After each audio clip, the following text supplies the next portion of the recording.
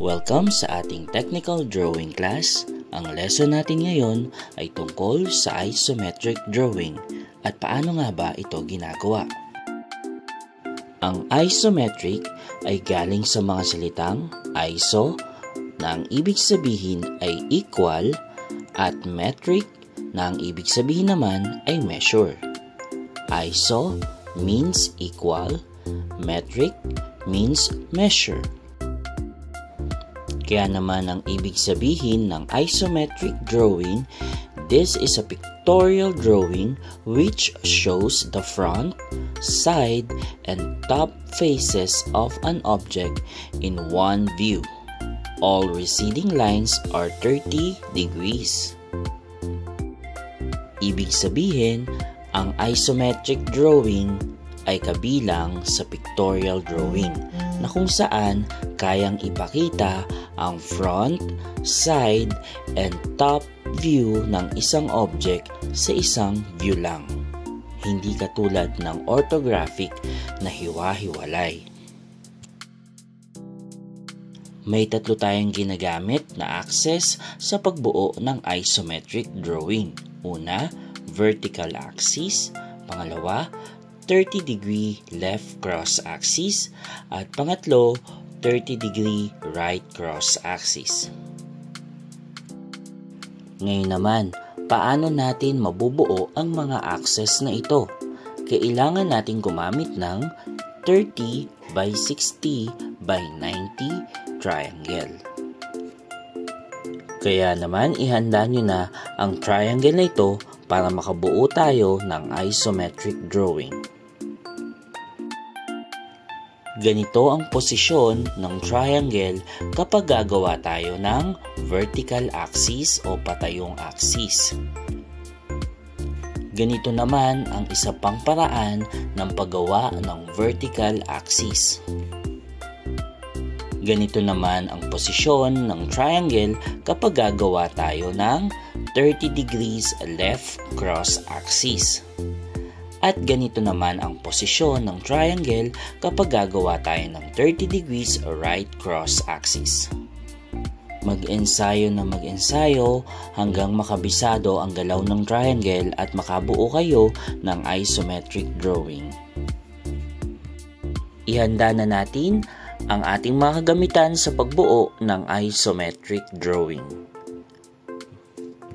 Paalala lamang na ang gagamitin nating triangle ay 30 by 60 by 90 triangle. Para sa unang step, gamit ang lapis, draw the three axes as light and straight as possible. Be sure the cross axes are about 30 degrees from the lower edge of the paper. Kanina, pinakita ko na kung paano nga ba ginagawa ang mga axes na ito. Tandaan natin na ang paggawa ng isometric ay may gabay ng orthographic drawing para makuha natin ang mga sukat nito. Ganito ang paraan sa paggawa ng vertical axis.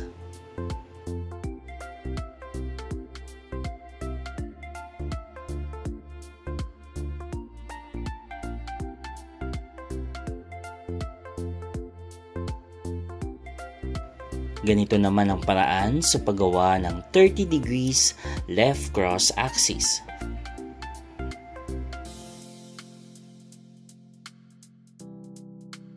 Ganito naman ang posisyon ng triangle para makagawa ng 30 degrees right cross axis.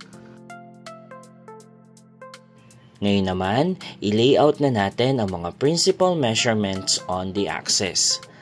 Ang mga principal measurements ay height para sa vertical axis. Ang height natin ay 5 cm. Ang width para sa 30 degrees left cross axis na may 5 cm.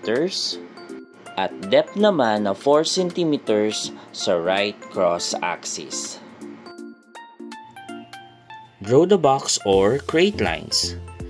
Gamit ang mga principal measurements na ito na height, na 5 cm, width na 5 cm at depth na 4 cm, mabubuo natin ang tinatawag nating isometric box.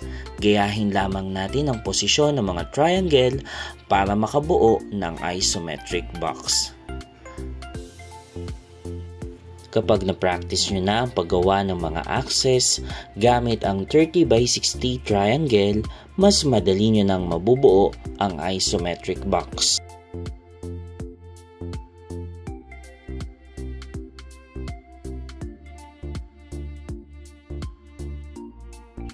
Tandaan, sa pagbuo ng construction lines, dapat ito ay maninipis lang upang mas madaling mabura ang lapis.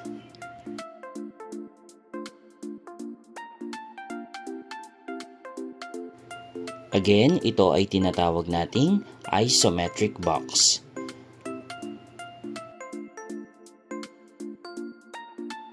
Draw the details of the object. Napakahalaga na mayroon tayong orthographic drawing para maging basihan ng mga sukat sa pagbuo ng isometric drawing. Diyan natin nakuha ang principal measurements ng height, width, at depth para makabuo tayo ng isometric box. Napakahalaga rin ito para makuha natin ang iba pang sukat o detalye ng isometric drawing. Check the accuracy of your drawing. Trace the visible edges with heavier lines. Erase the unnecessary lines. Para ma-check nating mabuti ang accuracy ng isang drawing, dapat tama ang nakuha nating detalye ng sukat sa orthographic drawing. Para naman ma-trace natin ang mga nakikita o visible edges ng isang isometric drawing, gumamit tayo ng makakapal na linya o pwede tayong gumamit ng technical pen or sign pen.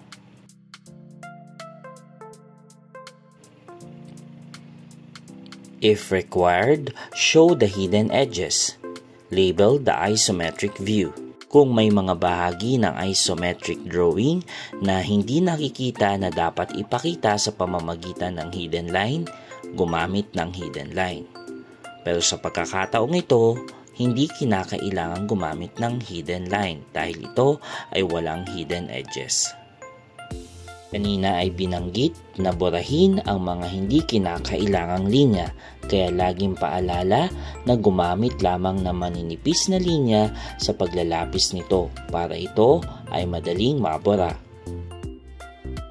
Huwag kalimutang lagyan ng label ang inyong drawing. Ito ang ating isometric drawing.